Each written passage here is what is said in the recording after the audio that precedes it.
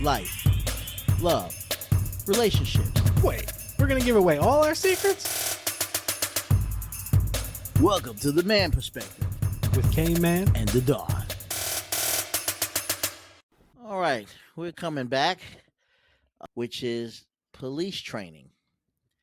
Police brutality, but training.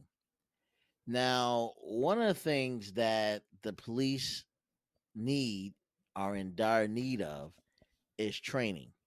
Training their officers to not be so combative towards African American and Latino. I think the real issue is that they don't have to be so gun ho for the simple things. You follow what I mean? Yeah. You get called out. Somebody got selling a $2 cigarette. It's not that serious. Give them a ticket, keep it moving. You know what I mean? No Yeah. need to arrest them. No need to throw them No. down. Don't make any sense. And in this instance, George Floyd, all it was a $20 bill, fake $20 bill. Give him a ticket, keep it moving. No Yeah. need to, I'm going to arrest you and throw you to the ground, put you in a police car. It's not need. And Nope. being the fact that I believe in New York, as well as Minnesota and across the states, that a lot of police stations and police officers and commissioners have stated that they don't want these misdemeanor cases, you know what I mean, coming into jail because of the COVID-19. Mm. And that, cases like that will crowd the jail. Yeah. You follow what I mean? And they don't want bringing a lot of outside people into the jail that may or may not have COVID, but bringing them inside for these simple little, guy writes a bad check. Now you want to bring them into jail. You know what I mean? Give him a ticket, keep it moving. Yeah. Guy that pays thing, give him a ticket, keep it going.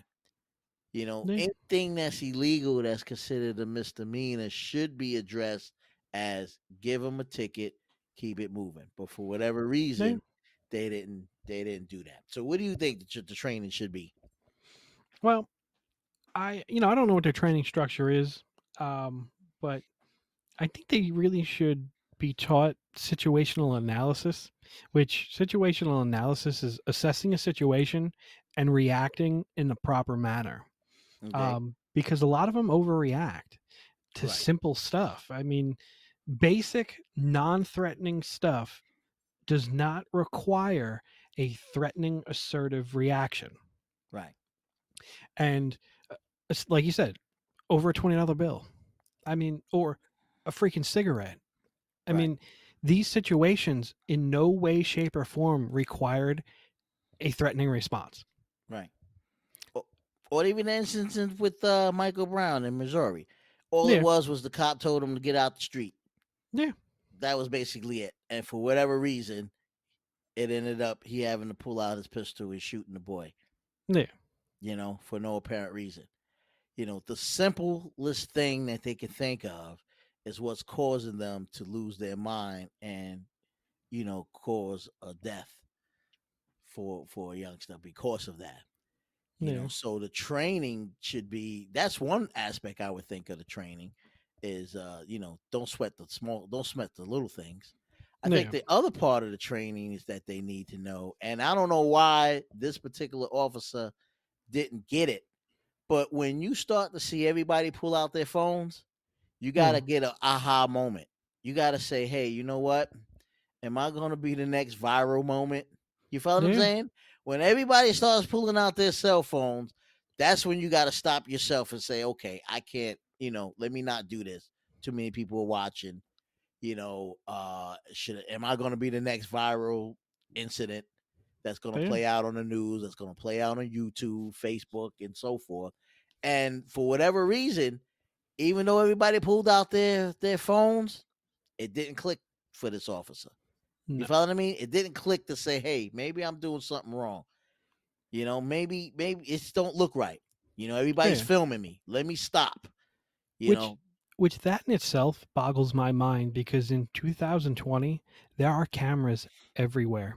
Exactly. And I don't even mean people carrying smartphones. I mean any major city, Right. has cameras everywhere. Right. Now in So it's St. like, Paul come on. downtown, it was all downtown. There's nothing but cameras, so they Yeah. had it from different angles. They had it from the Hmm. store shop. They had them, even before. You know what I mean? They had them in the street light. They had all the different cameras on that instant. So something should have told them, you know what? Everybody's looking at me. Let me let me not do this. You know what I'm Yeah. saying? Like where does it not click for them to understand that? I don't get that. I think for them, they thought they were going to get away with it because they didn't think they were going to get prosecuted. Right. But Right.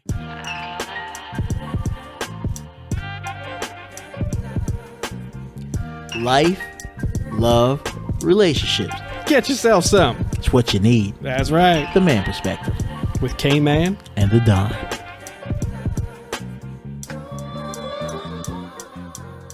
That But chain. that's that aha moment. You know what I mean? Yeah. That's that moment where they should say, hey, you know what? I'm being videotaped right now.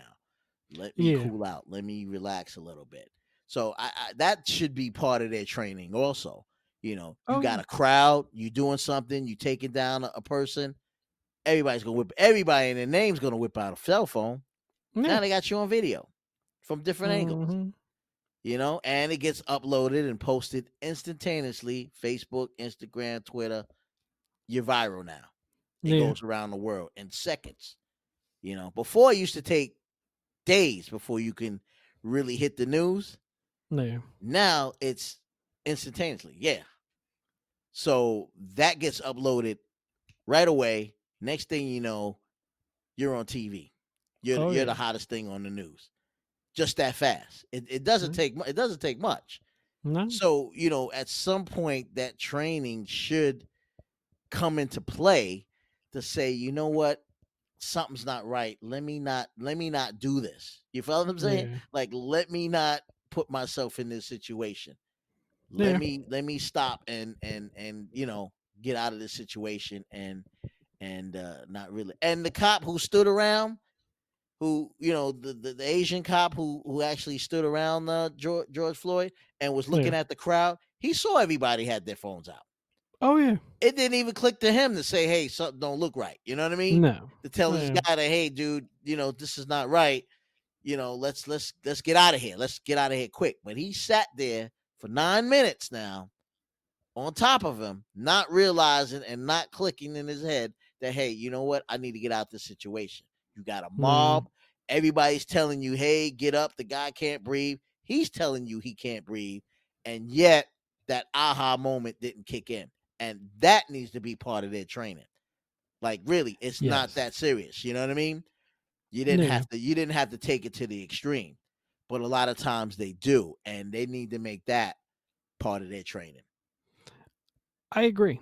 And I think another aspect of training, I'm not sure of the exact name of it, but it would just a class on how to talk to people. Yeah, communication Yeah. for sure. Basic communication. Like one human being talking to another. I mean, it's not hard. People do it every day. It's called conversation. Yeah, And yeah, and I don't know. I don't know if it's somewhere between them getting the badge and or developing the chip on their shoulder and then having the attitude, but it's somewhere in between those three events that they forget how to talk to people right, as a person. right. I don't know. They lose it. Yeah, They definitely lose it. But they got to make that part of their training. And if I they agree. do that, I think that aha moment should really start to kick in more and more.